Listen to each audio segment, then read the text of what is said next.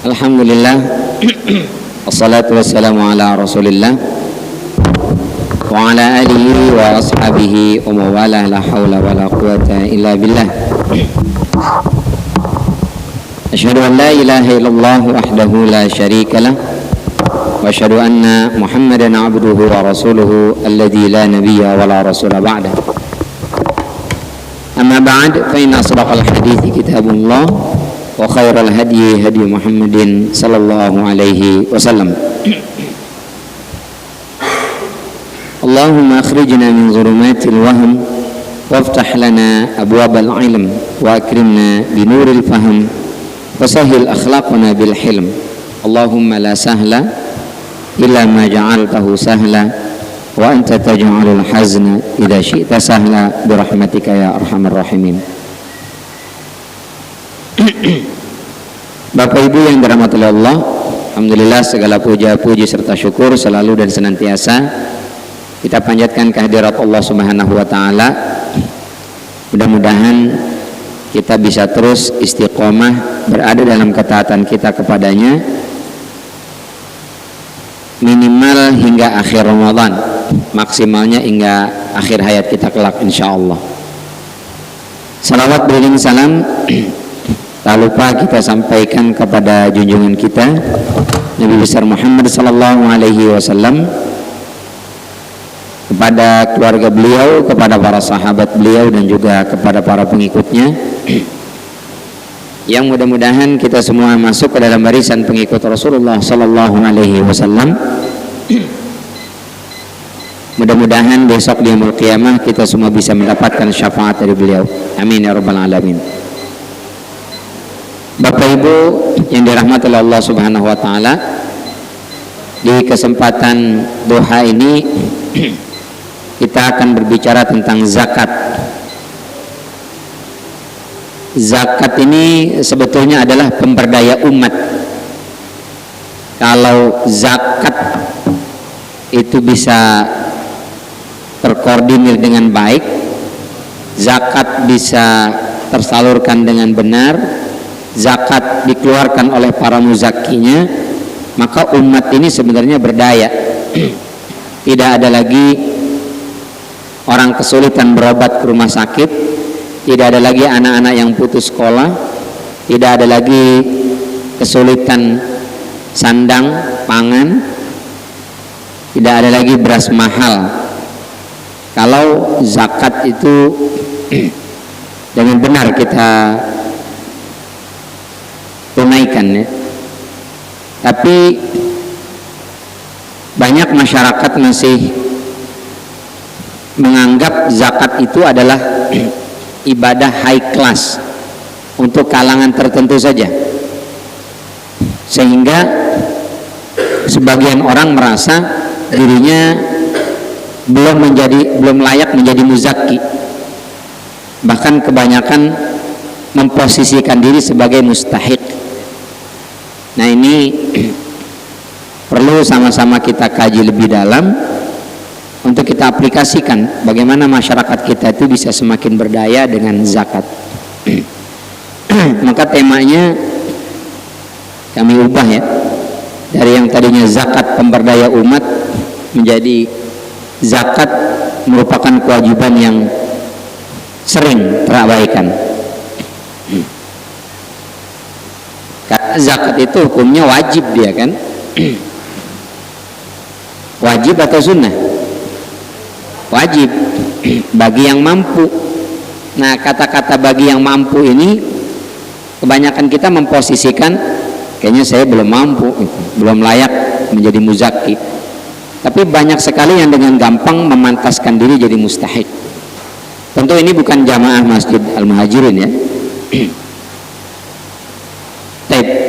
Kalau kita buka kitab Al-Kabair, Imam Az-Zahabi beliau mengatakan, Ibnu Abbas radhiyallahu anhuma itu mengatakan salasu ayatin nuzilat makrunatan bisalasin. Ada 3 ayat itu diturunkan itu sepaket. Jadi ada 3 paket ayat turun. karena sepaket, maka la tuqbal minha wahidatun bi ghairi qarinatiha. Kata Ibnu Abbas, kalau kita lakukan, kita kerjakan yang satu, yang satunya kita nggak kerjain, itu menjadi nggak diterima tuh, karena dia sepaket. Jadi paketannya beda dengan paketan kita. Kalau paketan kita masih bisa ditawar ya, paket komplit ya boleh, tapi nggak usah pakai air deh, nggak usah pakai minuman, ganti air putih aja. Nah, kalau kita paketnya masih ditawar. Ini kata Ibnu Abbas, ada 3 ayat ini itu paketnya udah nggak bisa ditawar. Jadi dikerjakan mesti sepaket, dua-duanya. Kalau satu saja, yang satu kita kerjain, yang satu kita tinggal, yang kita kerjain ini menjadi nggak ada nilainya. Ini kata Ibnu Abbas. Apa saja 3 paket itu? Yang pertama, diantaranya surat Al-Maidah, ati'ullaha wa ati'ur rasul, ayat 92. Dan taatlah kalian kepada Allah serta taatlah kepada Rasul. Ini sepaket nih. Gak bisa orang ngaku taat kepada Allah tapi tidak mau taat kepada Rasul, atau sebaliknya, dia ngikut Rasul tapi nggak mau taat kepada Allah. Ini juga ngaco, nggak diterima itu ketaatannya. Ini karena sudah sepaket. Kalau sekarang taat kepada Allah, taat kepada Rasul itu pengejauhan tahannya berarti taat kepada Allah ikut Al-Quran, taat kepada Rasul berarti ikut sunnah. Ada orang dia maunya Quran tok, nggak mau pakai sunnah. Sholat sehari semalam cuma 3 kali. Sampean kenapa sholat cuma 3 kali? Al-Quran bilangnya cuma 3, kata dia. Aqimis shalah liduluki syamsi ila ghasaqil laili wa Qur'an al-fajri. 3 kali aja. Tapi kan hadisnya banyak bilang 5 kali. Itu hadis nggak usah kita pakai. Kenapa? Hadis itu ada yang sahih, ada yang sahih li ghairihi, ada yang hasan li ghairihi, ada yang dhaif, ya. Ada yang maudhu dan seterusnya. Ribet gara-gara sunnah kita pada berantem katanya. Udah tinggalin hadis, pakainya Quran tok. Ini nggak diterima. Kenapa? Karena sepaket. Ati Allah wa ati Rasul, taat Allah dan taat Rasul, mesti sepaket. Yang kedua, aqimus shalah wa atuz zakah. Dirikan salat, tunaikan zakat. Ini sepaket. Maka kalau ada orang rajin salat, dia padahal masuk kategori muzaki lalu tidak mau bayar zakat, kata Ibnu Abbas, salatnya nggak diterima. Ngeri. Atau sebaliknya, orang bayar zakat tapi nggak sholat, maka zakat yang dia keluarkan nggak ada pahalanya. Kata siapa nih? Ibnu Abbas. Ya. Tapi ini maksudnya untuk kita ya, untuk kita, bukan untuk orang. Jadi jangan nanti panitia zakat masih dalam Muhajirin, begitu ada orang bayar zakat, Pak, mohon maaf, Bapak sholat apa kagak ya? Ini nggak pernah kelihatan, ini masih Muhajirin. Emang kenapa ya? Mohon maaf, kalau Bapak nggak sholat, berobat aja dah, nggak usah bayar zakat, kagak bakal diterima. Jangan ya. Ini maksudnya untuk kita. Jadi dirikan salat, tunaikan zakat, sepaket. Nggak bisa tuh dikerjakan salat saja tidak ditunaikan zakat, itu nggak diterima. Itu karenanya Abu Bakar radhiyallahu anhu mengultimatum untuk menyerang, mengirim pasukan mau merangi orang yang disebut dengan ashabur riddah, para pelaku murtad. Siapa ashabur riddah yang diperangi Abu Bakar? Itu adalah orang-orang yang KTP-nya muslim, dia cuma satu, nggak mau bayar zakat. Maka mereka protes, kirimlah utusan ke Umar. Tolong kasih tahu sama Abu Bakar, kita ini nggak murtad, kita masih muslim, kita masih bersyahadat, kita masih salat, Ramadan kita masih puasa, haji kita masih datang ke tanah suci. Kami cuma satu, tidak mau bayar zakat, tok, itu aja. Yang lain kita kerjain rukun Islam. Kata Umar, iya juga ya, kenapa dibilang murtad? Datanglah Umar kepada Abu Bakar. Abu Bakar, tolong dah, engkau tinjau ulang keputusanmu, mau memerangi ashabur riddah itu. Kenapa Umar? Mereka nggak murtad, mereka cuma nggak bayar zakat. Apa kata Abu Bakar? Wallahi la uqatilannahum hatta yu'tuz zakah. Demi Allah, saya akan perangi mereka Umar sampai mereka membayar zakat.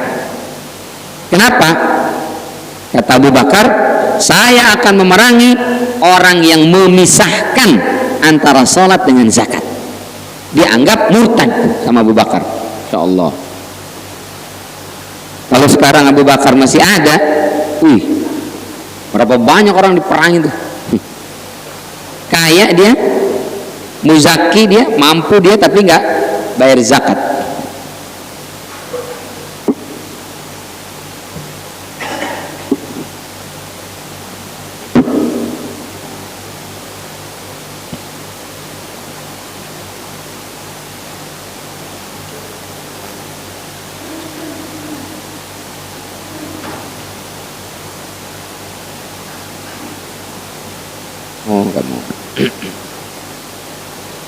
Jadi yang kedua itu sepaket kata Ibnu Abbas adalah dirikan salat, tunaikan zakat.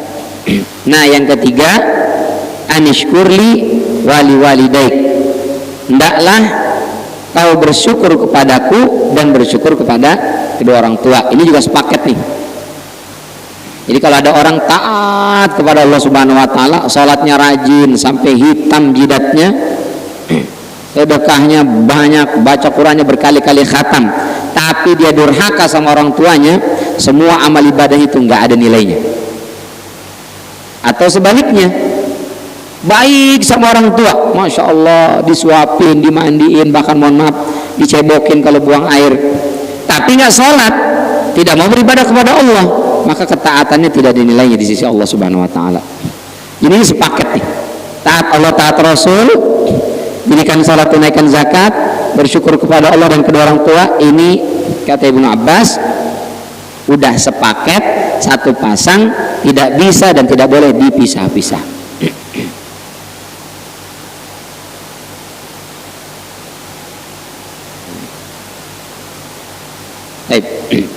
Ada beberapa istilah belum tulis Bu, foto aja foto Bu, cekrek gitu udah.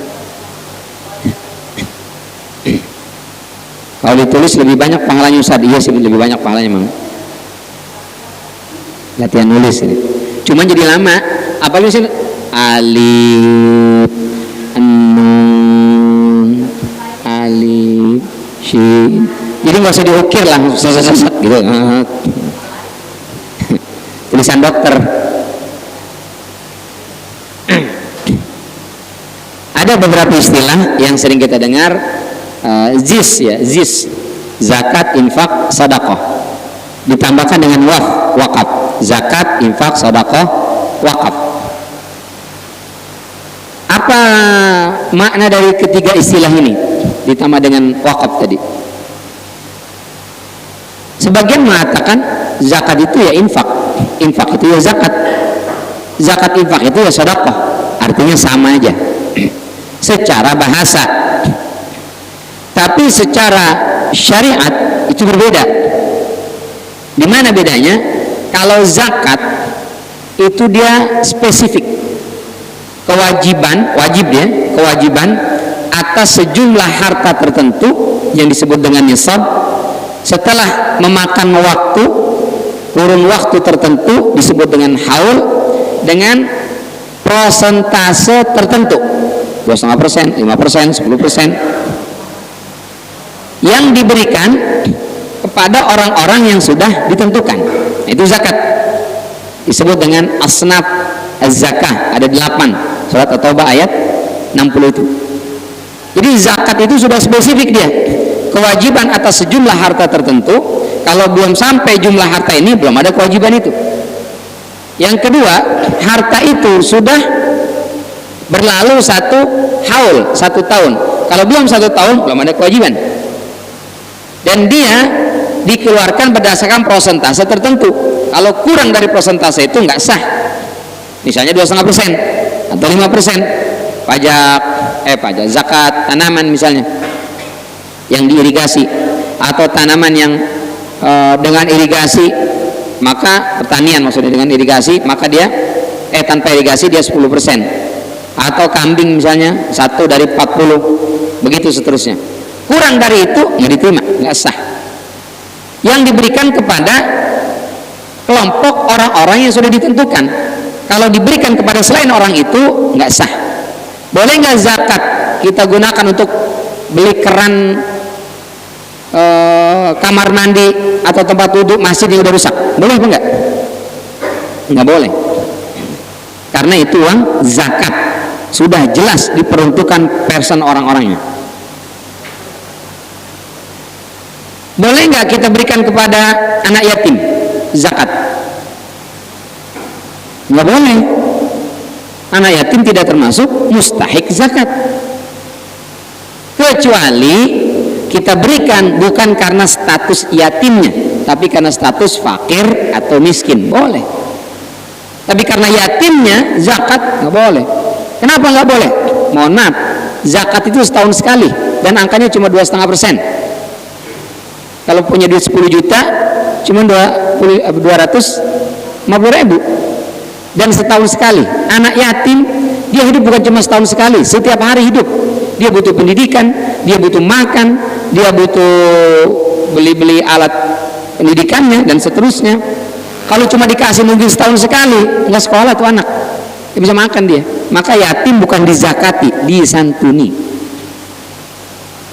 Ini nggak masuk ya. Kalau menyantuni boleh, menyantuni anak yatim. Meskipun ada sebagian orang yang dia nyantuni anak yatim, tapi sebenarnya bukan anak yatim yang disantuni, emaknya. Karena anak yatim punya emak masih. Mau kemana pak? Nyantuni anak yatim. Ikut ya mama, nggak usah, dia di rumah aja, biar papa aja. Nah itu modus itu. Yang kedua infak.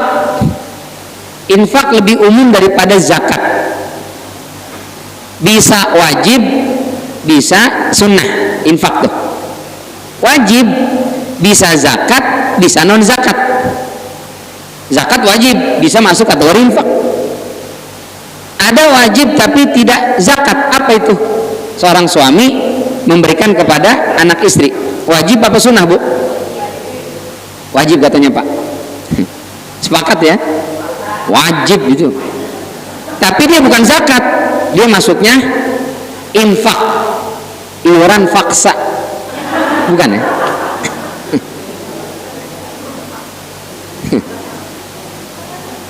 Dia wajib tuh, seorang suami wajib menafkahi. Nah, pakainya nafkah, bukan zakat, bukan menzakati, menafkahi anak dan istrinya, wajib. Kalau tidak menafkahi dosa, kecuali ada uzur, sakit atau memang tidak memiliki kemampuan, ya sakit atau semacamnya lah.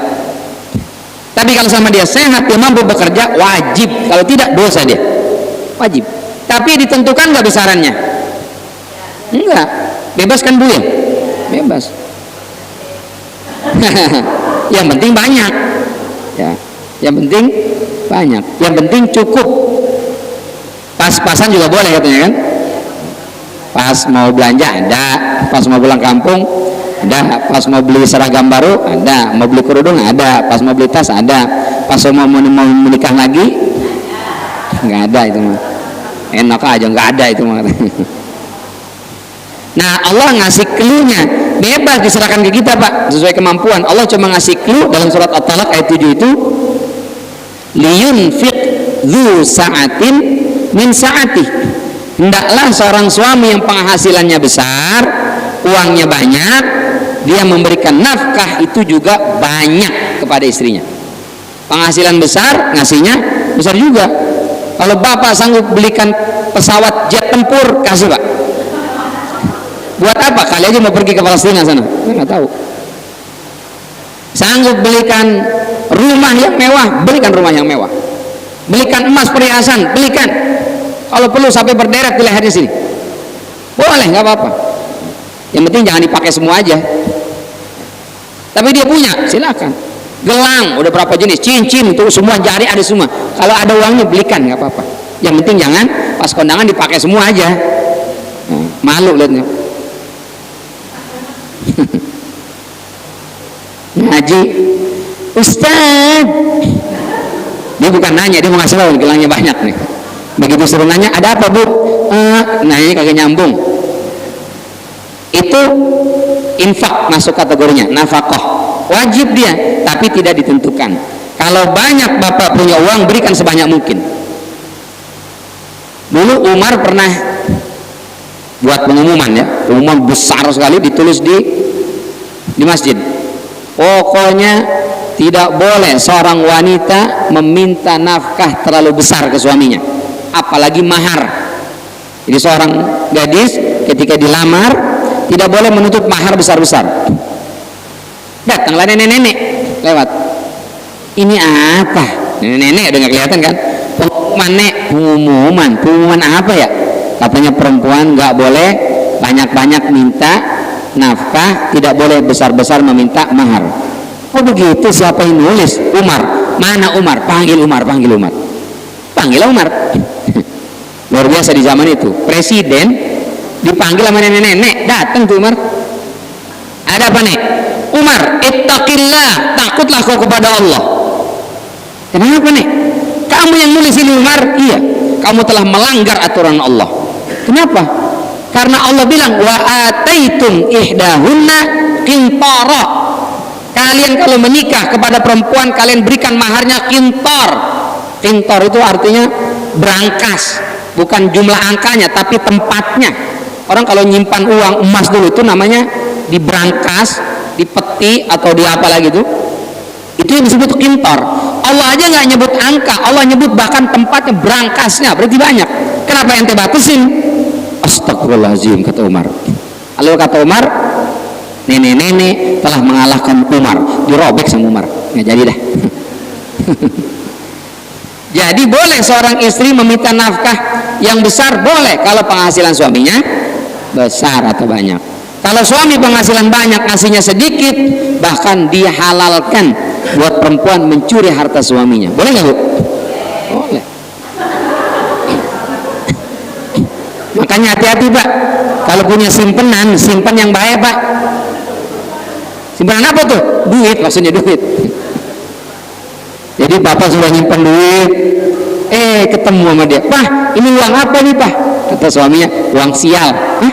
Kok bisa uang sial di sini? Udah saya umpetin masih ketemu aja." Sial banget tuh duit katanya. Itu bilangnya infak, bukan zakat. Wajib dia, wajib. Tapi lanjutan ayatnya, "Wa man qudira 'alaihi rizquhu falyunfiq mimma atahullah." Buat suami-suami yang mohon maaf penghasilannya juga cukup sih tapi nggak banyak, maka mbok yang ngertilah istri, jangan terlalu banyak menuntut. Ya suami sudah memberikan sebegitu, alhamdulillah syukuri. Kadang-kadang ada seorang suami rela dia mencari uang nggak makan ya, dia meskipun jam makan siang dia lebih baik milih minum air aja lah dah, nggak apa-apa. Makannya untuk apa, uangnya untuk apa? Untuk dibawa pulang diberikan kepada anak istrinya. Rela dia puasa, bukan cuma Ramadan, di luar Ramadan mereka tetap puasa. Demi apa? Menyenangkan dan membahagiakan istri-istrinya dan anak-anaknya. Jadi bersyukurlah ya. Yang ketiga, sedekah. Sedekah lebih umum lagi nih. Sedekah itu bisa mencakup zakat, bisa mencakup infak. Zakat, infak bisa disebut dengan sedekah. Tapi sedekah itu bukan zakat, bukan infak. Kenapa? Karena sedekah lebih umum. Sedekah itu baik materi ataupun non materi.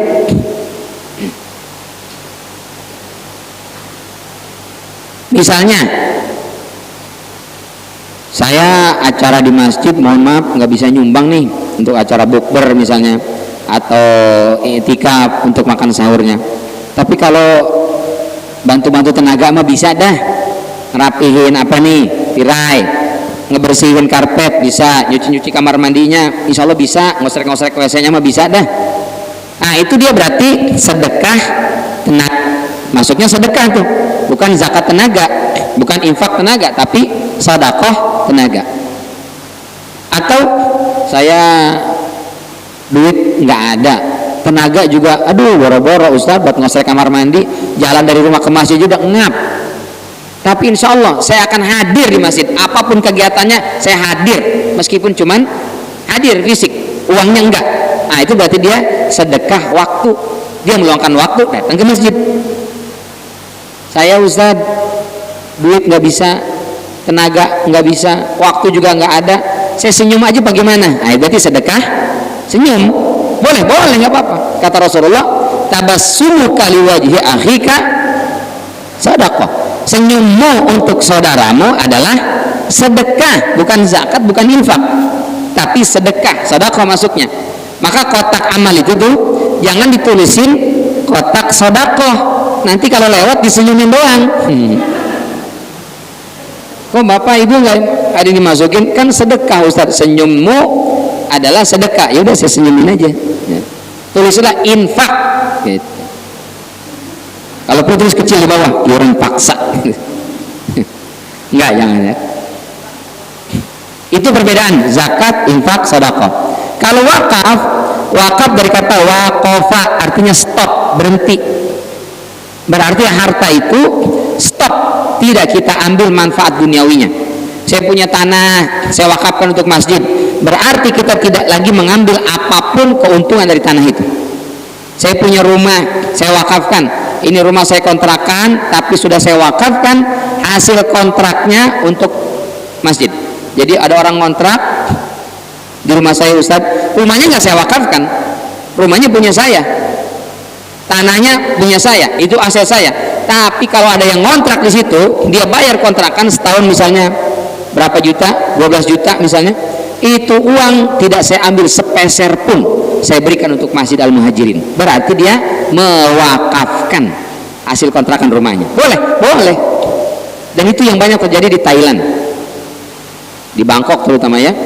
Muslim minoritas di sana, tapi masjidnya berdaya sekali. Ya, waktu ditugaskan ke Bangkok 2015 itu, dia bilang, ini Muslim berapa banyak di sini? Ya, disebut angkanya nggak banyak, sedikit. Kok bisa bangun masjid megah, terus kegiatan masjidnya luar biasa ramai, terus masjid itu punya perlengkapan yang dahsyat ya, segala macam ada. Saya tanya, dari mana ini uangnya? Nah itu Ustaz, ini di samping ini ada hotel, ini ada hotel. Apa urusannya dengan hotel? Itu hotel itu Ustaz, itu ada berapa kamar diwakafkan. Jadi siapapun yang menginap di hotel itu, sekian kamar itu uangnya langsung dialihkan ke sini. Luar biasa. Nah ini yang perlu mungkin kita ya. Ada sebagian orang punya rumah dia di Bumi Mentari, tapi dibiarin kosong, karena dia punya lagi di Pamulang, dia mungkin ada di Cirende juga mungkin punya, di Pondok Indah juga ada, punya berapa rumah gitu, dibiarin begitu aja kosong. Daripada begitu kontrakin aja, sewakan aja. Tapi saya nggak butuh banget duit, bagus, maka sewa kontrakannya buat sini ke masjid, siapapun nyewa ke masjid. Jadi kan enak nagihnya. Bos, udah jatuh tempo nih, bayar kontrakan, belum ada duit saya gimana ya? Sampean kalau belum bayar kontrakan zalim sama masjid, bukan sama saya. Masjid itu butuh sound sistemnya, itu butuh buat ininya, butuh karpet segala macam. Sampean yang bertanggung jawab itu, sampean yang bayar. Jadi pas begitu dibayar kontrakan, dia merasa saya tidak hanya bayar kontrak rumah nih, saya juga ikut memberdayakan masjid. Begitu wakaf tuh. Jadi wakaf itu nggak mesti beli tanah kita kasih serahkan, nggak bisa, nggak harus ya. Atau mungkin saya nggak ada rumah Ustaz, tapi ada mobil 2, yang satu saya pakai, yang satu lagi nganggur. Daripada nganggur sewain aja, hasil sewanya ke masjid, boleh, nggak apa-apa. Nah itu masuk kategorinya wakaf. Jadi ada zakat, infak, sedekah dan wakaf. Itu perbedaannya ya. Jadi zakat itu spesifik, infak itu lebih umum daripada zakat. Ada yang wajib, ada yang sunnah. Sementara sedekah itu dia lebih umum, baik materi ataupun non materi.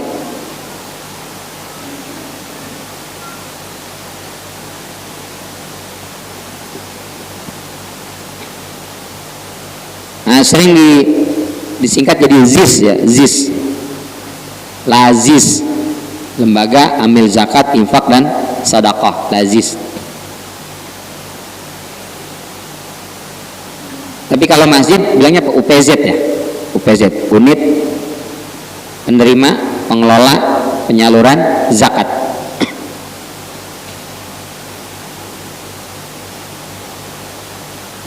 Tapi kan tidak hanya zakat ya, termasuk infak sedekah juga kita salurkan. Baik. Perintah aqimus shalah wa atuz zakah itu dalam Al-Qur'an sebanyak 26 kali. Banyak ini. Ya.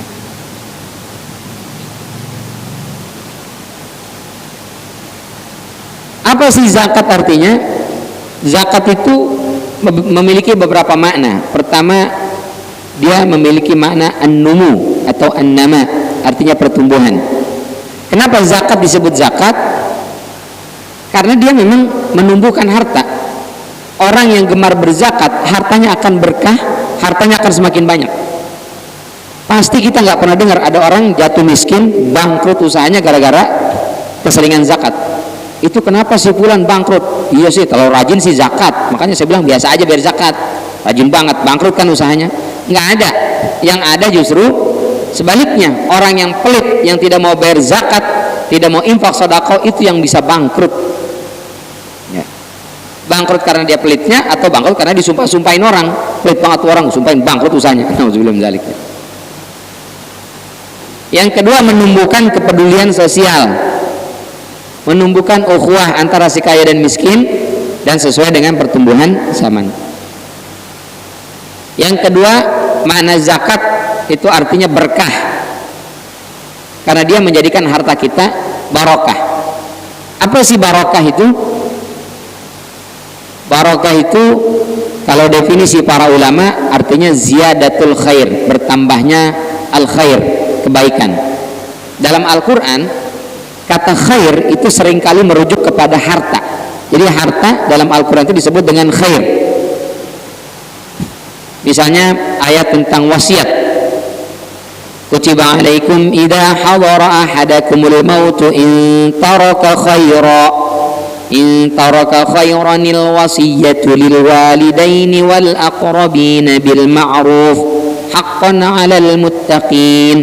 Diwajibkan apabila salah seorang kalian mendekati masa-masa ajalnya lah, udah tua. In taraka khaira, kalau dia meninggalkan khaira. Apa makna khaira di situ? Uang, harta. Jadi harta disebut khair, kebaikan.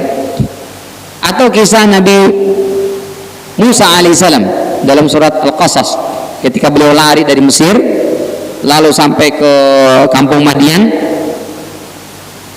lapar, nggak ada makanan, duit nggak ada, berdoa, Rabbi inni lima anzalta ilayya min khairin fakir. Ya Allah, aku sangat membutuhkan sesuatu yang kau berikan kepadaku. Disebutnya khair. Apa di situ? Rizki, harta ya. Jadi harta disebut khair. Jadi kalau berkah itu berarti ziyadatul khair, maknanya bertambah harta itu ya. Nah, harta disebut khair, kebaikan, karena sifat asli harta itu baik. Dia sifat aslinya baik, nggak ada harta buruk. Yang buruk cara mendapatkannya atau cara membelanjakannya. Adapun uangnya, dia khair, baik, hukum asalnya. Jadi uang itu halal, hukum asalnya. Yang menjadikan haram cara mendapatkan atau cara membelanjakan. Sekarang misalnya nih, ada supir angkot atau ojek online, dia nyupir biasa angkot, narik penumpang. Tiba-tiba di penumpang itu ada nauzubillah min dzalik, maling, atau nauzubillah min dzalik, wanita tunasusila, WTS, yang mendapatkan uang dari hasil yang haram. Satu, mencuri, mungkin dia nyuri trombol masjid misalnya, atau WTS, dia habis berbuat nauzubillah min dzalik, zina. Naik angkot itu, begitu turun kan dia bayar pakai duit hasil zina, pakai duit hasil mencuri. Itu halal apa enggak duit diterima oleh sopir? Halal, karena hukum asal uang itu khair, baik. Yang haram cara mendapatkannya atau cara membelanjakannya. Maka kalau harta itu kita keluarkan zakatnya, dia akan bertambah, ziyadatul khair, bertambah itu kebaikannya. Kalau kata Pak Kiai Said Saidi, Ketua MUI Tangsel, beliau mengatakan berkah itu katanya di kantong masih ada, udah dapat lagi. Itu berkah tuh. Di kantong masih ada Pak, Bu, masih ada duit, di ATM masih banyak. Dapat lagi duit, berkah nggak tuh? Berkah tuh. Masih ada, belum habis, udah dapat lagi. Saya dulu waktu mahasiswa di Libya itu, ada orang Indonesia kerja di salah satu perusahaan minyak Spanyol, milik Spanyol. Suami istri kerja di perusahaan minyak itu. Secara kebiasaannya, biasanya satu perusahaan tidak boleh ada suami istri bekerja di satu perusahaan. Biasanya harus salah satu resign atau pindah perusahaan. Ini beliau nih, dua-duanya orang pintar, orang Indonesia, dua-duanya pintar.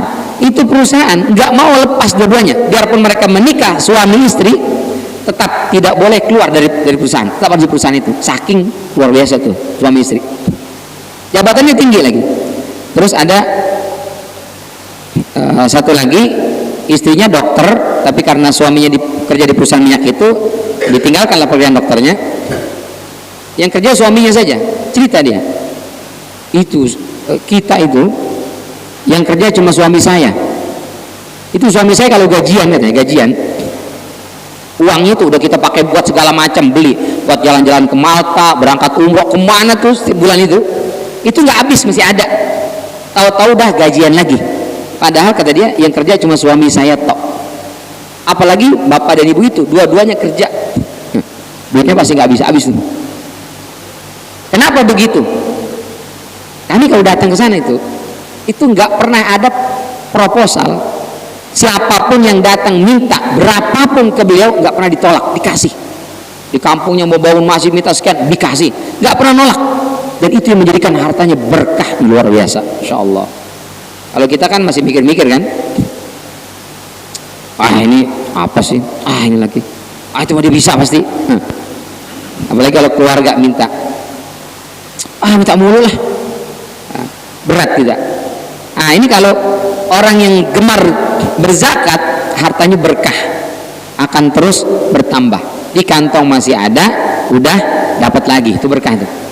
Kalau di kantong udah tipis banget, enggak juga datang lagi, jangan-jangan kurang berkah. Lebih parah lagi, belum sampai kantong udah keburu habis. THR tanggal berapa ya Pak? Insya Allah besok tanggal 5 mah. Tanggal 5 THR terakhir dong. Iya, nggak apa-apa lah. Tapi nanti buat ini ya Pak, dihitung-hitung. Minus dong Mak. Ya nggak apa-apa. Belum dapat padahal tanggal 5 besok THR-nya. Tapi kalau begitu dapat langsung pos-posnya udah masuk. Jangan-jangan kurang berkah, nauzubillah min dzalik. Keluarkan zakatnya, maka harta itu akan berkah insyaallah. Apalagi ziyadah, bertambah. Apalagi salah, baik. Dampak baik buat muzaki ataupun mustahik, mengurangi kesenjangan sosial dan seterusnya. Tahara, suci, membersihkan harta dari hak orang lain, membersihkan hati dari penyakit kikir dan rakus, membersihkan hati orang miskin dari benci. Apa yang membuat orang miskin hatinya dongkol? Ada orang kaya yang tidak peduli dengan nasib orang miskin, maka itu yang membuat julid. Al-julidiyun wal julidiyat muncul karena lihat tetangganya kaya nggak pernah berbagi, muncul sikap julid, doain yang jelek-jelek, doain yang buruk-buruk. Tapi kalau dia gemar berbagi, yang miskin akan sayang, hormat sama yang kaya itu. Yang kaya pun akan peduli dengan yang miskin. Maka fungsi dari zakat adalah taharah, membersihkan, menyucikan. Selain harta, qalbu dibersihkan dari sifat hasad. Kenapa ada SMS? Kalau kata Mama Dede, suka melihat orang susah, susah melihat orang senang. Tetangganya renovasi rumah, dia yang nggak bisa tidur. Tetangganya beli mobil baru, dia yang nggak nafsu makan. Begitu tetangganya sakit, nafsu bener makannya dia. Begitu tetangganya bangkrut, nauzubillah min dzalik, dia yang tidurnya nyenyak, nauzubillah min dzalik. Kenapa muncul penyakit itu? Di antaranya karena zakat yang belum dikeluarkan dengan baik. Ini filosofi zakat. ayat yang memerintahkan zakat? Surat At-Taubah ayat 103. Khudh, ambil. Ini ayat ini untuk siapa nih? Untuk ulil amri dan amil zakat. Kata Allah, khudh, para amil zakat, ambil sebagian dari harta mereka sedekatan. Sedekah di sini artinya adalah zakat, karena wajib. Karena wajib maka dijemput. Jadi sebetulnya perintah Al-Quran itu, ambil itu jemput bola, datengin para muzaki, bukan nungguin digerai, bukan nungguin di masjid, datengin itu perintahnya sebenarnya itu. Tok tok tok, assalamualaikum, assalamualaikum, waalaikumsalam. Ada apa ya Pak? Saya panitia zakat dari masjid. Oh, ada apa ya Pak? Mohon maaf Pak, ini saya lihat rumah Bapak besar, mobilnya juga besar, dirinya juga besar, tapi gak pernah kelihatan bayar zakat. Bapak bayar zakatnya di mana? Ini mohon maaf Pak, rumah saya memang besar tapi belum lunas, mobilnya juga masih nyicil.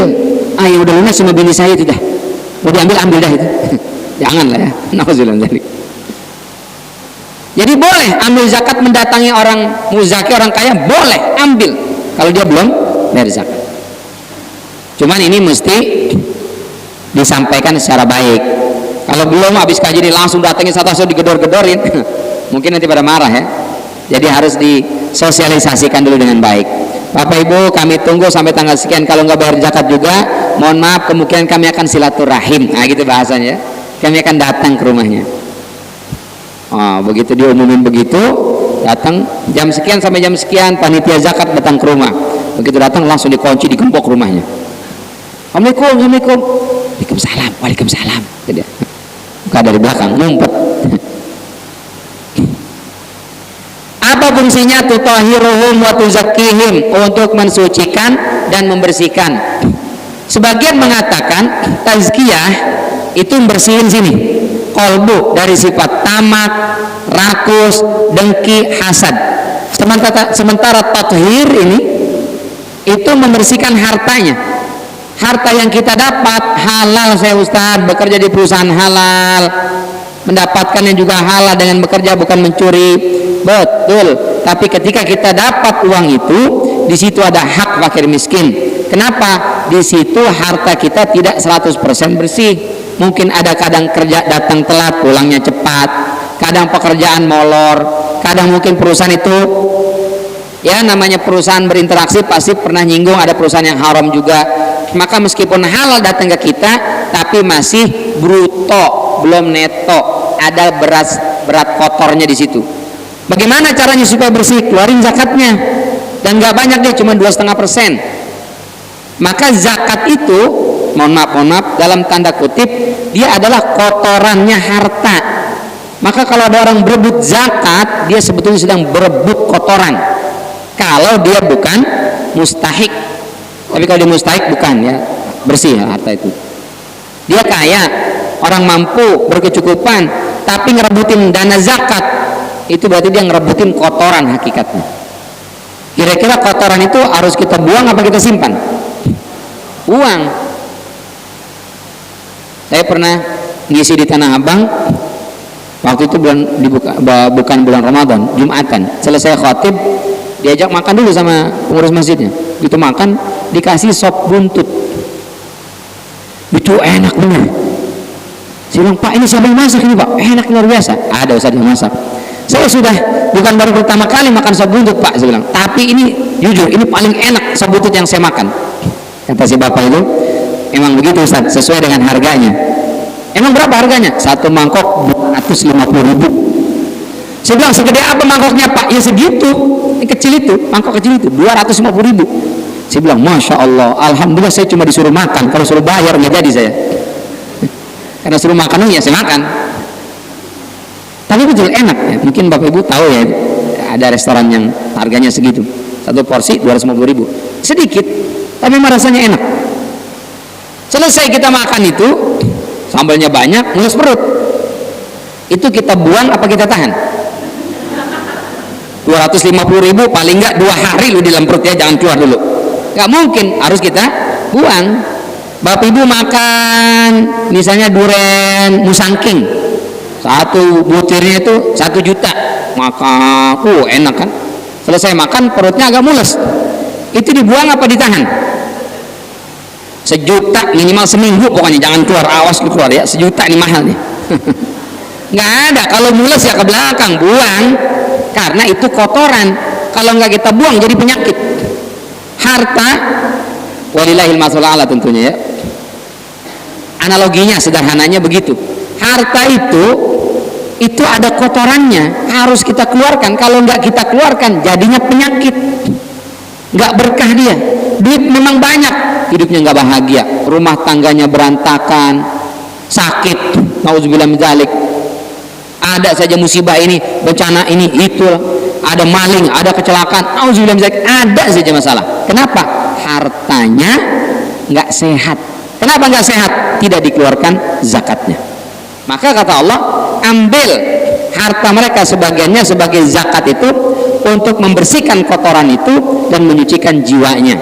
Itu karenanya Rasul larang ahlul bait keluarganya menerima zakat, nggak boleh. Sedekah aja nggak boleh. Hadiah boleh. Jadi habaib itu nggak nerima sedekah dia. Habaib nggak nerima, jangankan zakat, sedekah aja nggak nerima. Kalau hadiah diterima. Kenapa? Ahlul bait haram, Rasul nggak boleh, melarang. Karena itu kotor dalam tanda kutip ya. Lalu kata Allah, selain kalian ambil harta mereka, jangan lupa sholli alaihim, doakan mereka. Ini kewajiban amil. Jadi kalau ada orang bayar zakat, doakan. Terima kasih Bapak, terima kasih Ibu, semoga Allah terima dengan pahala berlipat, semoga Allah berikan keberkahan hartanya, semoga Allah mudahkan rezekinya. Doain terus, doain. Ini adalah tugasnya amil. Jangan oke ya saya catat ya, oke terima kasih, begitu doang. Nanti dia malas lagi bayar zakat. Kenapa nggak bayar zakat di Masjid Al-Muhajirin? Malas, nggak didoain. Kalau di sana Ustaz, doanya perpanjang Ustaz, padahal cuma 50.000 misalnya, atau berapa duit dari zakat fitrah apa tuh. Tapi kalau didoain seneng lagi. Boleh nggak? Boleh. Memang Allah yang nyuruh, shalli alaihim, doakan mereka, inna salataka sakanul lahum, doamu itu menenteramkan hatinya. Karena sebagian orang bayar zakat itu berat, dia harta yang dia cari, dia kumpulkan, harus dia keluarkan zakatnya. Buat sebagian orang itu berat.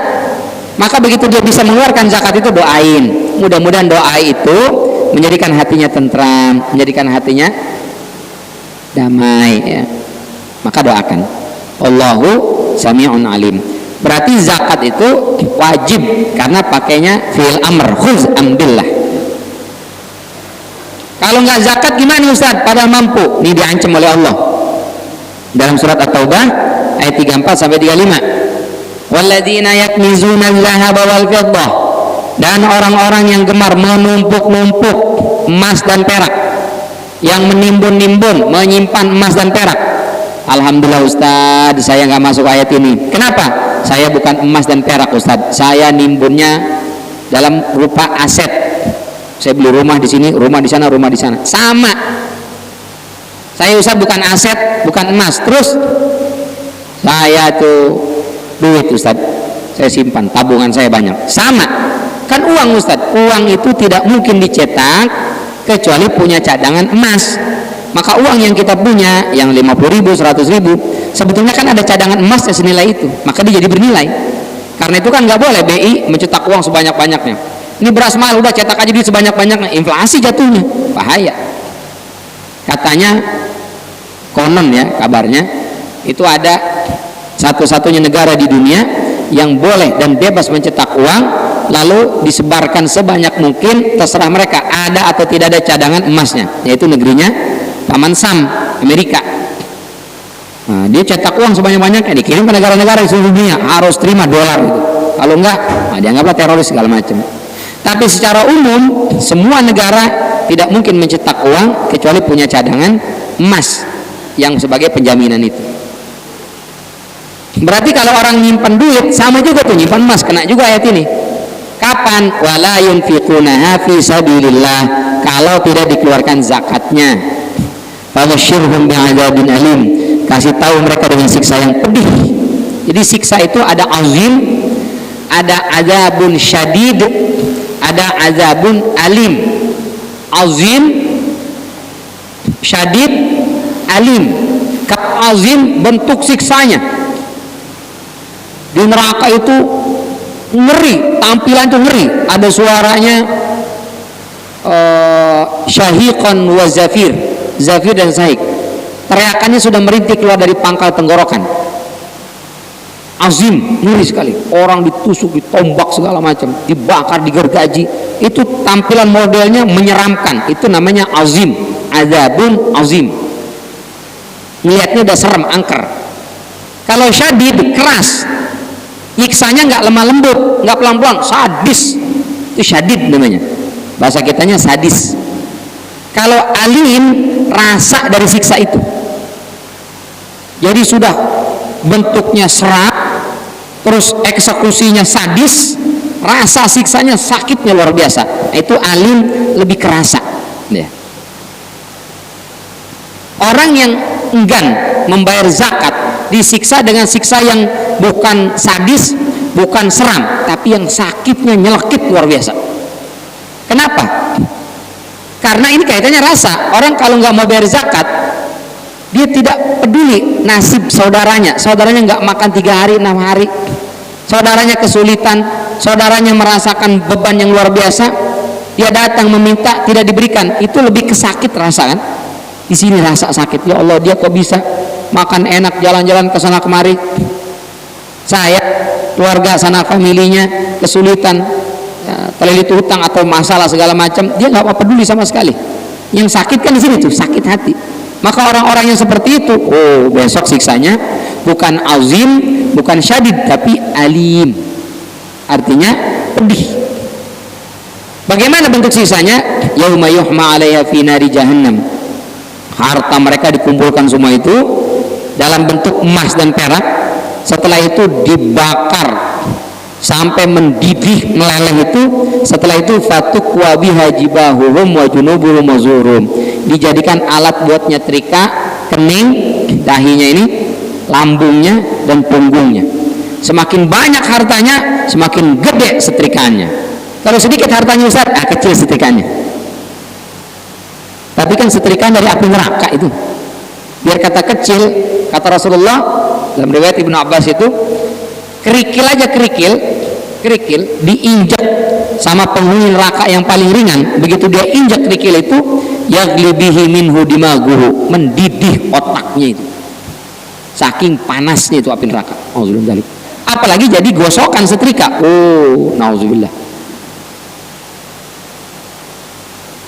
Maka ayo keluarkan zakatnya. Siapa yang berhak menerima zakat? Nah, ini dalam surat At-Taubah ayat 60 disebutkan ada 8 ya. Yang pertama al-fuqara, orang-orang fakir. Yang kedua al-masakin, orang-orang miskin. Apa beda fakir dan miskin? Sebagian mengatakan sama, sebagian besar membedakan. Fakir itu berarti dia tidak punya pekerjaan tetap, dan sekalinya ada pekerjaan tidak mencukupi kebutuhan pokok, kebutuhan dasar, berarti fakir. Karena ada orang nggak punya pekerjaan tetap, serabutan, tapi begitu dapat dia pekerjaan itu omsetnya miliaran atau ratusan juta atau puluhan juta, ini nggak masuk kategori fakir. Fakir itu nggak punya pekerjaan tetap, serabutan dia, sekalinya dapat paling bisa buat makan 2 hari 3 hari, kadang pagi makan, siang nggak makan, siang makan, malam nggak makan, itu masuk kategorinya fakir. Sementara miskin ini dia punya pekerjaan dan penghasilan, punya dia penghasilan tetap, cuma penghasilannya di bawah UMR, tidak mencukupi kebutuhan dasarnya. Ini masuk kategori miskin. Jadi fakir miskin yang dilihat adalah penghasilan rutin, bukan apa yang dia punya. Ini ada sebagian ngeluh, Ustaz saya nggak dapat zakat Ustaz, padahal saya itu miskin saya Pak Ustaz, tapi nggak diberikan zakat. Ditanya sama amil, kenapa dia nggak dapat zakat? Orang punya motor Ustaz, dia punya TV, dia punya kulkas Ustaz, masa orang miskin punya semua itu? Itu nggak jadi patokan. Patokannya adalah penghasilannya, berapa pendapatannya. Adapun kendaraan, ya sah saja dia punya motor, boleh. Motornya motor mahal Ustaz, motor NMAX, nah itu baru ada duit ya berarti. Tapi kalau motornya ya sekedar untuk kebutuhan dia, nggak apa-apa. Dulu di zaman dulu orang miskin itu bahkan punya unta berapa harganya? 35 juta. 35 juta itu dianggap miskin karena dia punya untanya nggak sampai 5. Kalau punya 5 unta itu kaya itu. Tapi kalau 1 atau 2 masih miskin. Dia punya 2 ekor unta, berarti 35 kali 2 70 juta dia punya itu sebenarnya itu. Tapi tetap masuk kategori miskin. Berarti ada orang mungkin miskin tapi punya motor, punya TV, punya kulkas, nggak masalah. Tetap kalau dia miskin maka dia berhak mendapatkan zakat. Yang berikutnya amil, pengelola. Boleh nggak amil mengambil zakat? Boleh. Berapa besar? 1/8 dari zakat. 1/8. Berarti 0,25 ya? 0,25 gitu ya. Zakatnya ada berapa nih? Zakatnya 3 miliar Ustaz. Nah, udah 0,25 ada 3 miliar. Diambil semua itu Ustaz? Boleh. Kalau saya ambil sedikit aja bagaimana? Boleh. Nggak apa-apa. Kalau saya lebihin bagaimana? Nggak boleh. Kalau ngelebihin dari 1/8 nggak boleh. Kurang dari 1/8 bagus. Ya. Masya Allah, terima kasih. Tapi kalau 1/8 itu diambil semuanya nggak apa-apa, itu hak dia. Amil, mengelola. Cuma kalau bisa jangan ambil duluan. Pakai miskin belum dapat, ambil duluan diambil. Nah itu nggak benar. Ya. Kelola, sampaikan semuanya, sudah dapat semua, baru ambil yang terakhir. Apalagi mu'alaf. Mu'alaf ini orang yang baru masuk Islam dan dia butuh ya. Sebagian mengatakan terlepas dia kaya atau miskin dapat. Sebagian lagi mengatakan kalau dia miskin, kalau dia kaya nggak dapat ya. Misalnya ada orang kaya Ustaz masuk Islam mu'alaf. Siapa contohnya? Jadi Kobuzer misalnya, duitnya banyak itu kita kasih zakat apa enggak? Nggak usah, duitnya banyak. Tapi dia mu'alaf, nggak perlu, duitnya banyak. Ini menurut jumhur ulama. Kalau dia membutuhkan, dia butuh, nah itu diberikan. Tapi sebagian mengatakan mau jadi Kobuzer kayak kasih aja nggak apa-apa untuk melunakkan hatinya, boleh. Tapi mu'alaf ini ada nggak batasan minimal? Enggak ya. Berapa tahun dia statusnya mu'alaf? Para ulama tidak menentukan. Pokoknya yang penting status dia baru masuk Islam dan belum kuat keimanannya, maka itu dianggap mu'alaf. Tapi kalau udah 2 tahun dia sudah kuat keimanannya, sudah nggak dibilang lagi mu'alaf ya. Ustaz Felix Shaw itu mu'alaf apa bukan Ustaz? Bukan, udah lewat dia masa itu. Dia sudah menjadi muslim, sudah kuat, tidak lagi statusnya mu'alaf. Mu'alaf itu yang masih lemah hatinya, masih terpaut dengan agama sebelumnya, nah itu yang diberikan mu'alaf. Misal ada orang ngaku mu'alaf, saban tahun dia datang Ustaz, mu'alaf lagi, nah itu namanya mu'alaf nipu. Maka amil mesti pintar-pintar itu. Budak yang ingin merdeka, orang yang dari hutang, fisabilillah. Kalau dulu fisabilillah itu adalah mereka yang berjihad di jalan Allah. Ini fisabilillah nih. Wa fisabilillah. Itu mereka para pejuang jihad. Lalu kemudian muncul permasalahan kontemporer. Yang berjihad sekarang udah nggak seperti dulu lagi. Nah, kalau mereka yang menuntut ilmu itu fisabilillah apa enggak? Dai-dai yang dikirim ke pedalaman, ke pelosok, fisabilillah apa enggak? Sebagian mengatakan enggak, tapi sebagian lagi seperti Yusuf Al-Qaradawi mengatakan masuk. Jadi mungkin ada dai, ada guru-guru TK, guru-guru MDA, mohon maaf ngajarin anak-anak kita di komplek, tapi gajinya selama ini enggak mencukupi, ya, sedikit ala kadarnya. Boleh enggak Ustaz zakat kita salurkan untuk mereka? Menurut kelompok kedua boleh, termasuk kategori fisabilillah nih. Ini fisabilillah. Boleh. Ustaz Bani masuk nggak fisabilillah? Masuk fisabilillah, tapi nggak masuk mustahik. Dia udah masuk TV, udah nggak usah dikasih lagi tuh zakat. Ini ada sebagian ustad dizakati. Ustad, udah mohon maaf, penghasilannya ada, ya cukup lah ya. Meskipun kaya-kaya banget sih, tapi ada lah dikasih zakat, masih diambil juga. Janganlah. Ustad, ya kalau bisa jangan, kecuali memang mohon maaf tadi ustad-ustad yang memang terbatas, ya. Dia ngajarin anak-anak banyak, tapi ya kebanyakan ngebayarnya cuma dengan terima kasih doang. Ustaz, makasih anak sudah diajarin, makasih ya. Diminta untuk bayar listrik 20.000 aja sebulan, banyak yang pada mau bayar, pada nunggak ya. Ini bagaimana? Boleh nggak kita kasih? Nah itu boleh, apa-apa. Masuk kategori fisabilillah. Ibnu sabil, para pengembara, orang miskin, ya. Nah, itu termasuk kategori ibnu sabil, boleh kita kasih.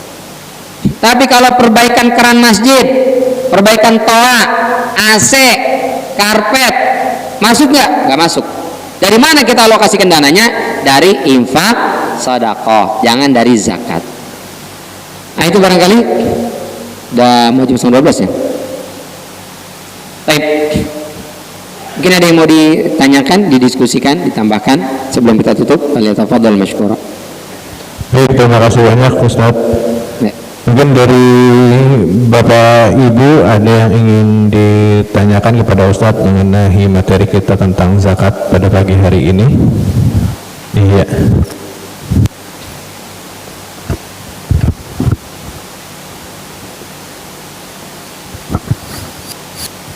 Assalamualaikum warahmatullahi wabarakatuh. Waalaikumsalam warahmatullahi wabarakatuh. Ustadz, pertanyaan yang pertama tentang zakat fitrah. Ya. Zakatul fitri ya.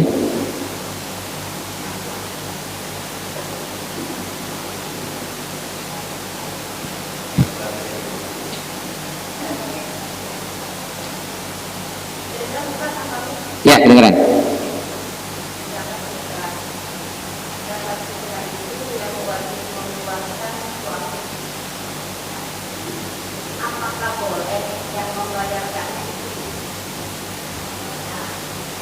Duit siapa?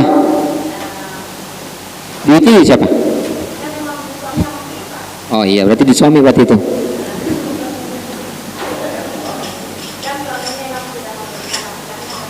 Ya.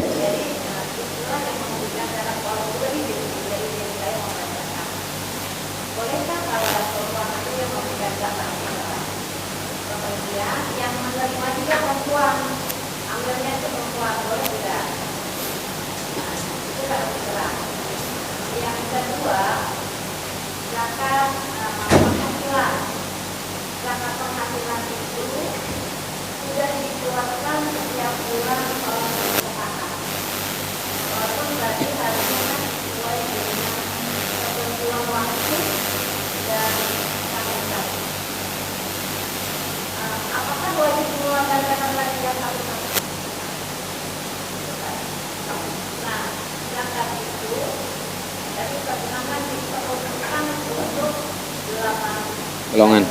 Ya.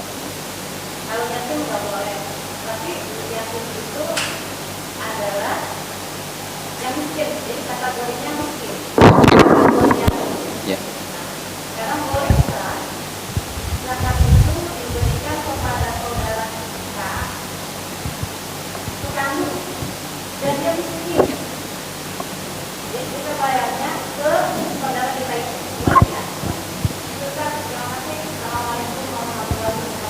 Assalamualaikum warahmatullahi wabarakatuh. Tolong sambil ingat-ingat ya Bu pertanyaan tadi kalau ada yang lupa saya. Saya mulai dari yang ketiga dulu ya.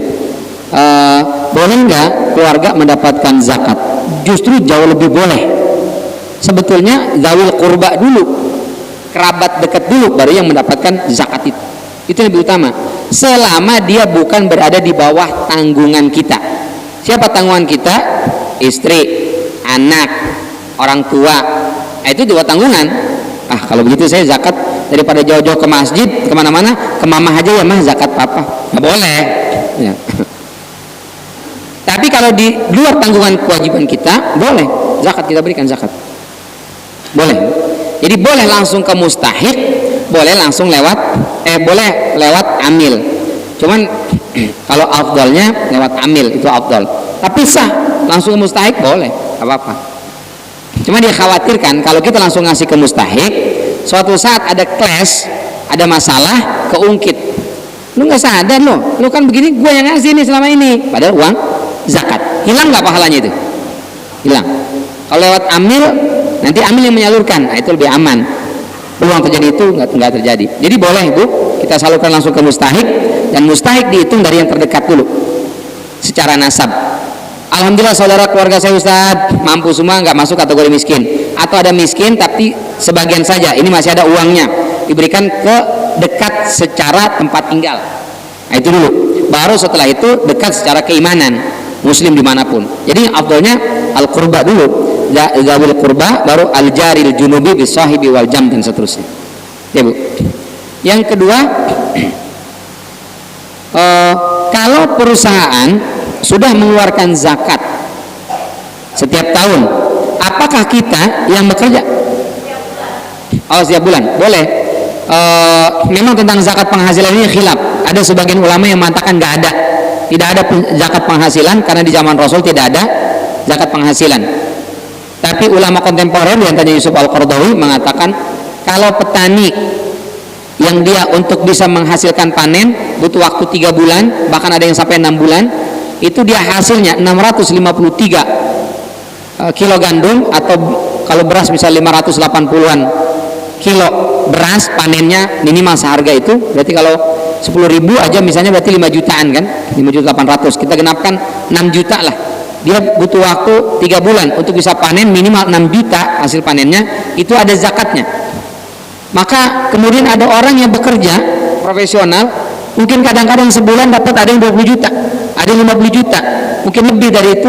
Apakah ini tidak diberikan zakat? Nah, ini logikanya dipakai di situ. Maka Allah katakan min thayyibati ma kasabtum, dari apa yang baik-baik hasil pekerjaan kalian. Maka kalau mazhabnya Yusuf Al-Qaradawi ada zakat penghasilan. Saya secara pribadi lebih cenderung kepada pendapat yang mengatakan zakat penghasilan itu ada.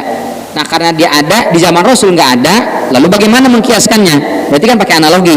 Dua, yang pertama dikiaskan dengan emas, berarti harus penghasilannya 85 gram emas. Kalau kita hitung gampang misalnya 1 juta, 85 juta penghasilannya. Kalau sudah 85 juta dikeluarkan zakatnya setahun, ya, setahun 85 juta dikeluarkan zakatnya. Berapa zakatnya? 2,5%, setahun sekali. Sebagian lagi mengatakan dikiaskan ke tanaman pertanian, karena dia seperti kayak panen gitu kan. Kapan itu dikeluarkannya? Yaumah hasadih, ketika panen langsung keluarin. Kapan kita dapat uangnya? Gajian tiap bulan, berarti dikeluarkan tiap bulan. Berapa nisabnya? Bukan 85 juta setahun, tapi tadi 653 sekian gandum atau 508 sekian, taruhlah 6 juta atau 7 juta. Jadi kalau gajinya begitu dapat uang 7 juta dikeluarkan 2,5%. Tapi kan kalau pertanian 5%, kalau dengan irigasi, kalau tanpa irigasi 10%. Ini bagaimana? Maka pendapat ketiga mengatakan nisabnya pakai emas, tapi ngeluarinnya pakai pertanian. Ini yang membuat sebagian ulama mengatakan ribet lah, ini analogi, nggak ada zaman Rasul, nggak ada udah zakat penghasilan. Nah, itu mereka nggak mau pakai sama sekali karena pakai kias, ya. Dan kalau saya secara pribadi, saya lebih cenderung pendapat yang mengatakan ada zakat penghasilan, karena saya khawatir kalau penghasilan saya tidak keluarkan, tapi ternyata ada zakat dan saya tidak keluarkan, saya berdosa. Tapi ternyata memang nggak ada, minimal kita sudah mengeluarkan harta, selamat lah, insya Allah tidak sia-sia. Kalau saya, ya, secara pribadi. Taib. Nah, berarti boleh mengeluarkan zakat penghasilan, boleh per tahun, boleh setiap bulan, begitu gajian dikeluarkan, boleh dua-duanya. Yang lebih ringan yang mana, Ustadz? Ya masing-masing berbeda-beda, tapi secara umum lebih ringan setiap bulan, karena kan setiap bulan berarti lebih kecil. Kalau setahun sekali 85 juta dikeluarkan 2,5%, kan hampir 2.500.000 itu, ya, hampir 2.500.000. Berat apa ringan? 2.500.000 ini buat pulang kampung lumayan ini, Ustaz. Rasa berat, karena kalau angkanya besar, setannya pun besar. Tapi kalau 10 juta kita sebulan dapat misalnya, keluarkan 2,5%, 250.000, ringan. Apalagi kalau 7 juta, ya, 2,5%-nya nggak terlalu besar, boleh. Nah, ini perusahaan sudah mengeluarkan, Ustaz. Saya kerja di perusahaan itu, wajib nggak mengeluarkan? Wajib tetap. Tadi zakat perusahaan, sementara sekarang zakat penghasilan yang masuk kantong kita, ya. Kecuali perusahaan itu punya kita. Perusahaan saya, Ustaz, perusahaan apa? Oh, perusahaan angin ribut lah pokoknya, ada perusahaan. Zakat perusahaan sudah dikeluarkan, maka penghasilan kita adalah di perusahaan itu, tidak perlu lagi mengeluarkan zakat. Tapi kalau kita bekerja di perusahaan, perusahaan sudah bayar zakat, kita tetap bayar zakat lagi. Itu, ya, Bu.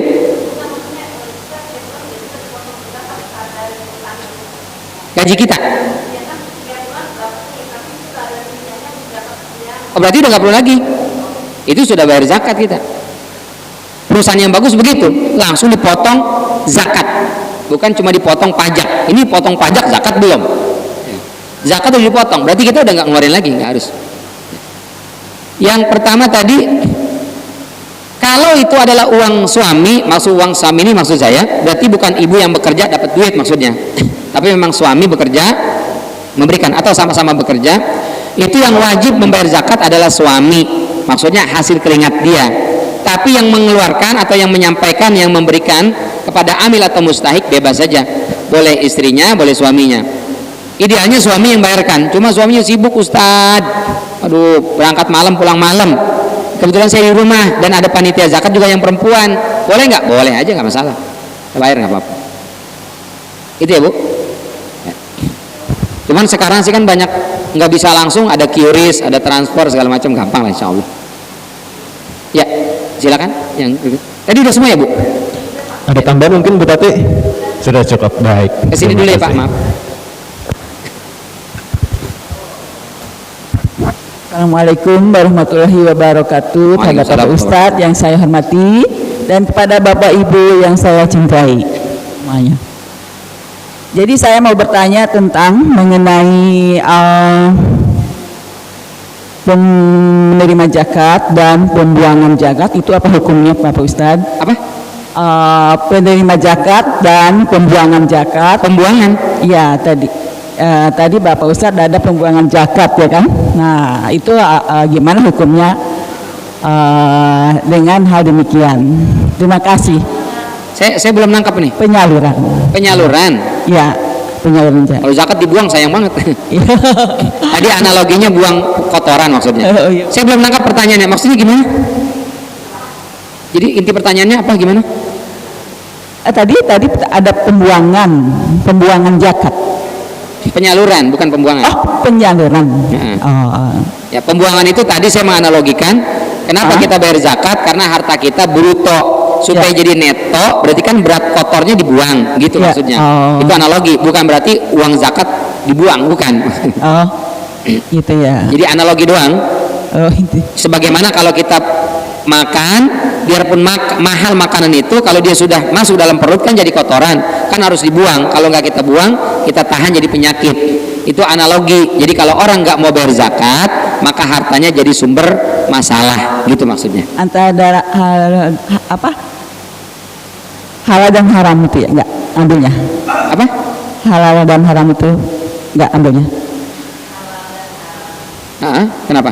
Penyaluran zakat, zakat. Saya belum nangkap. Kenapa halal haram maksudnya?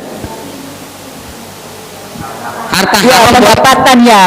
pendapatannya haram. Haram. Ya. Haram ya. Innallaha thayyibun. Innallaha thayyibun la yaqbalu illa thayyiban. Allah itu maha baik, Allah hanya menerima dari yang baik-baik. Sebetulnya lembaga zakat itu yang resmi ya, dompet duafa, rumah zakat, Lajiz, Basnas dan seterusnya itu, mereka itu selektif. Tidak semua orang datang mau bayar zakat diterima. Dicek dulu, ini zakat apa nih, perusahaan? Apa perusahaannya? Perusahaannya minuman keras, perusahaannya rokok misalnya. Itu beberapa lembaga zakat nggak mau terima. Tapi saya mau berzakat enggak. Kenapa? Karena dari harta haram, nggak boleh terima. Kita tahu misalnya bandar narkoba, datang ke masjid, Pak saya mau berzakat. Ini uang dari mana nih? Ya biasa bisnis saya, yang esek-esek itu. Enggak, kami nggak mau terima. Mestinya begitu. Jangan udah sini nggak apa-apa, jangan. Jadi uang haram tidak ada zakatnya, itu sudah haram. Jadi lembaga zakat tidak menerima. Itu ya Bu, Allah alam bisawab. Terakhir tadi, silakan Pak. Ya, sama-sama. Oh, bertanya dapat amplop. Dapat buku saku aja Ustaz. Tapi bukan buku tagihan zakat kan? Assalamualaikum warahmatullahi wabarakatuh. Waalaikumsalam warahmatullahi wabarakatuh. Saya ingin fokus ke ayat yang tadi dibaca ya. Dari penjelasan Ustadz tadi cukup semakin tercerahkan lah memahami tentang zakat. Yang mana? Yang At-Taubah 60 atau Khudh min amwalihim. Yang ini? Nah iya. Kalau kita fokus pada ayat ini, sepertinya ayat ini yang diserunya itu muhatobnya itu lebih kepada tadi kata Amil. Ustadz Hud itu amil ya. Nah, Nah ini yang mau saya tanyakan lebih jauh. Kata Hud kan fokusnya di situ, penerjemahannya yang diseru ini. Muhatobnya ini tunggal. Ya kan? Muhatobnya tunggal. Sementara kalau muzaki min amwalihim, him itu jamak. Nah, ini mujakinya siapa? Sementara hudnya ini siapa? Kok bentuknya tunggal itu di sini? Sepertinya penguasa yang punya otoritas misalnya. Kalaulah misalnya konteksnya di sebuah negara yang secara formal menyatakan negara Islam, mungkin clear ya, akan ada petugas pemungut zakat dari pusat berjenjang sampai ke daerah secara terorganisir. Dalam konteks negara kita kan enggak, Pak. Zakat aja siapapun penyelenggara, ormas menyelenggarakan, ada badan apa seperti dompet duafa dan sebagainya. Hampir bisa dikatakan tidak terorganisir secara pusat gitu ya. Konsekuensinya, dampaknya bisa kita bayangkan lah dalam hal distribusinya, bisa tumpang tindih dan sebagainya. Nah ayat ini seruannya itu justru pada aspek sikap proaktif dari si pemungut. Nah si pemungutnya ini siapa yang diberi otoritas gitu. Kalau dalam kita kontekan dalam konteks negara kita. Kalau skupnya amil zakat, kecil sekali sepertinya. Kalau amil zakat hanya sebatas misalnya di DKM sini ada amil zakat, sepertinya dia nggak punya otoritas sewenang itu untuk mendatangi setiap muzaki dan sebagainya, ya kan? Nah ini yang jadi bahan renungan. Poin pertama. Poin yang kedua, ini min amwalihim, himnya ini oke lah kita terjemahkan sebagai muzaki. Ini dari perspektif muzaki, ya kan? Dari perspektif orang yang wajib bayar zakat. Untuk konteks di negara kita kan penghasilan tadi udah dipungut pajak nih. Pajak bisa nggak disamakan dengan zakat? Kalau udah dikutip pajaknya oleh pemerintah, berarti udah keluar zakatnya. Dari perspektif kalau bagi pemerintah kan beda, Pak. Beda karena kan pajak ada petugasnya pemungut pajak, sementara zakat kan di bawah Kemenag ya kalau nggak salah, atau Bajnas ada badan tersendiri. Kalau dari perspektif pemerintah kan jelas beda antara pajak dengan zakat. Nah ini kita nih misalnya dari perspektif muzaki, kita udah dipungut pajak oleh pemerintah. Nah, bisa nggak ini? Oh ini berarti anggap itu zakat penghasilan gitu. Makasih Tad. Assalamualaikum warahmatullahi wabarakatuh. Ya, bagus sekali, terima kasih Pak. Betul, ini sebenarnya jadi diskusi panas ya di Indonesia antara lembaga-lembaga zakat tentang legalitas dan superioritas tentunya dari lembaga zakat, karena ayatnya khudz itu perintahnya keras ya, amil itu datangnya satu-satu, dan ini kan harus otoritatif. Yang bisa melakukan itu ya negara tadi, misalnya tentara, polisi, dia bisa nyetop orang di jalan, dia bisa datengin karena dia institusinya jelas sebuah negara. Nah di Indonesia memang kita belum seperti di beberapa negara kayak Malaysia, amil zakat itu sudah negara yang nunjuk. Nah dulu sahabat di zaman Rasulullah, Rasul yang nunjuk, zaman Umar juga langsung negara. Jadi amil itu adalah merupakan kepanjangan tangan negara untuk mengambil zakat itu. Nah di kita memang tarik ulur ini, belum sampai sekarang belum beres, tapi memang sudah diambil jalan tengahnya bahwa yang punya otoritas itu adalah yang diakui oleh negara. Maka lembaga-lembaga zakat tadi harus terdaftar. Kalau tidak dia ilegal, nanti bisa dikasuskan. Misalnya ada beberapa ustadz yang jadi amil dia tapi tidak tercatat di negara, akhirnya distribusinya nggak jelas. Ada ustadz terkenal lah ya tidak usah kita sebut namanya, kayak Ustaz Yusuf Mansur umpamanya, sebut juga namanya. Beliau mengambil bukan infak sedekah, zakat, memang zakat, tapi pelaporannya nggak jelas, kita nggak tahu ini bagaimana nih status hukumnya, ini bermasalah ya. Jadi tadi lembaga amil itu dia boleh mendirikan, makanya kalau masjid-masjid UPZ dia terdaftar juga di tingkat RT, RW sampai kelurahan, berarti dia masih di bawah institusi negara meskipun belum secara resmi, termasuk tadi rumah zakat, Baznas, Lazisnu atau itu apa dan yang semisalnya, ya harus tercatat. Kalau ada masalah maka negara langsung turun tangan, seperti ACT kemarin kan punya kasus, negara langsung membekukan. Karena ini tidak boleh orang sembarangan mengumpulkan uang dari masyarakat meskipun itu atas nama zakat, undang-undangnya sudah jelas ya, cuman tadi belum dirapikan saja, yang mudah-mudahan kedepannya sudah bisa rapi. Jadi saya setuju memang harus itu diperjelas, karena nanti yang efeknya adalah keraguan orang berzakat. Nanti orang kan karena belum ngerti, dia zakatnya kadang-kadang mohon maaf ke kiai, ke ustad, ke orang yang ditokohkan, dan kadang-kadang mohon maaf ada oknum-oknum kiai atau ustad tadi yang dia nggak paham zakat itu, dia pakai buat beli mobil, dia pakai buat naikin rumahnya, mentereng, bahkan dia pakai buat nikah lagi harta zakat.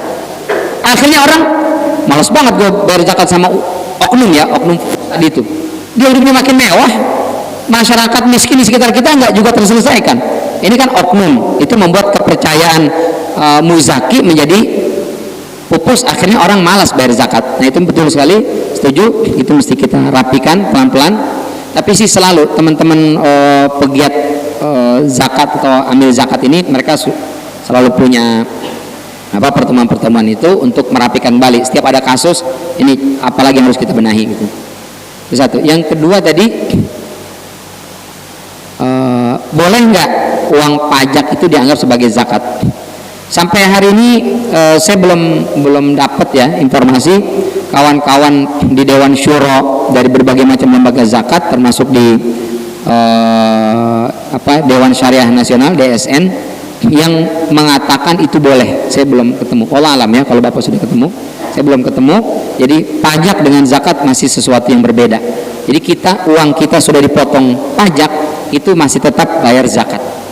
Karena tadi pajak perhitungannya tidak sesuai syariat, peruntukannya pun tidak sesuai, karena dia bisa jadi pajak itu buat bangun jalan, mungkin bangun hotel, mungkin macam-macam lah gitu ya. Nah kita nggak tahu itu, sehingga kalau kita bekerja atau profesi tertentu sudah dipotong pajak, tetap keluarkan zakatnya, karena pajak masih belum masuk kategori itu. Itu barangkali Pak, wallahu a'lam bishawab. Padahal lebih gede pajaknya, pajak berapa? 10%. Pajak berapa? PPh berapa? 11%. Luar biasa ya. Itu ya. Negara mestinya.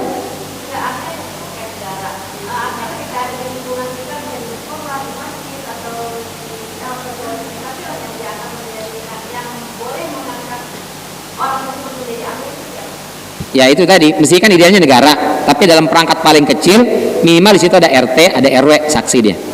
Ya, pengurus masjid misalnya nih, pengurus masjid kita mau jadi UPZ, kan dia harus tetap melaporkan kan? Melaporkan RT, nanti RW, nanti akan dicatat sampai ke kelurahan, ada itu. Misalnya di kelurahan ini Pondok Petir ada sekian masjid, berarti ada sekian UPZ, dari sekian RT penghasilan penerimaan zakatnya sekian, itu ada datanya. Jadi sebenarnya dilaporkan. Gitu. Idealnya begitu, tapi ada orang yang mengangkat dirinya tadi, seperti misalnya oknum ustad, oknum tokoh masyarakat, oknum kiai, sini bayar zakat ke saya aja, gitu. Akhirnya kita bayar zakat, itu yang jadi masalah. Ya. Meskipun tidak berdosa, dia tidak berdosa, tapi kalau dia terjadi penyelewengan, itu yang bermasalah dan ujungnya bisa jadi berdosa. Nauzubillah min dzalik. Nah kita ya, upayakan untuk meminimalisir hal-hal seperti itu. Saya termasuk secara pribadi ada beberapa jamaah itu bayar zakat ke saya tolak langsung. Mohon maaf, saya bukan amil, salurkan kepada lembaga yang sah, yang resmi. Itu Kiai Anu Ustaz nerimain zakat tuh, langsung Ustaz enggak, saya bukan Kiai Anu, saya Ustaz dan saya bukan amil zakat, jadi tolong jangan bayar zakat ke saya, bayar zakatlah ke lembaganya. Nah itu yang benar, mestinya begitu diarahkan ya. Cuman kan bayar zakatnya berapa ya, kalau sedikit ambil aja, kalau banyak ya dari sini-sini. Nah itu masalah lagi nanti. Allah alam bishawab. Itu ya Bu. Tapi memang kita selalu berbenah Pak, Ibu, lembaga-lembaga zakat di tanah air itu selalu berbenah, apalagi sejak muncul kasus ACT kemarin, itu selalu berbenah. Ya kita doakan ke depan semakin baik, semakin rapi lagi lembaga zakat, sehingga harta zakat bisa dikelola dengan baik, sehingga umat Islam itu semua bisa terberdayakan insyaallah. Baik, ini barangkali yang bisa kita bahas. Cukup? Ada tambahan? Ada lagi mungkin Bapak, Ibu? Cukup ya? Cukup ya Ustaz? Baik, terima kasih banyak Ustaz atas pemaparan tentang zakatnya. Mungkin bisa ditutup dengan doa Ustaz untuk kajian dua kita pada hari ini. Terima kasih Ustaz. Baik. Astaghfirullahaladzim, astaghfirullahaladzim. Amin amin alhamdulillahirabbil alamin. Hamdan yuwafi ni'amahu kafi mazidah. Ya Rabbana lakal hamdu wa lakal syukru wa lakal majdu wa lakal thana wa lakal kullu min yaliq bi jalikal karim wa adim sultanik. Allahumma shalli ala sayyidina Muhammad wa ala ali sayyidina Muhammad. كما صليت على إبراهيم وعلى آل إبراهيم في العالمين إنك حميد مجيد اللهم اغفر لنا ذنوبنا ولوالدينا وارحمهم كما ربونا صغارا اللهم وفقنا فيما تحبه وترضاه اللهم وفقنا فيما تحبه وترضاه اللهم ارزقنا ليلة القدر اللهم ارزقنا ليلة القدر اللهم تقبل منا صلاتنا وصيامنا وقيامنا وتلاوتنا من القرآن وتمم تقصيرنا يا الله يا أرحم الراحمين. Ya Allah, berikan kepada kami harta yang halal, harta yang barakah, harta yang taib, harta yang mendatangkan manfaat dalam kehidupan kami di dunia ini, menyelamatkan kami besok di yaumul hisab. Jauhkan kami dari harta yang haram, cukupkan kami dengan yang halal, sehingga kami tak perlu lagi melirik dari yang haram. Ya Allah, mampukan kami untuk bisa menunaikan zakat ya Allah, agar kami bisa memenuhi panggilan dan kewajiban dari-Mu ya Allah. Ya Allah, kepadamu lah kami memohon, kepadamu lah kami meminta.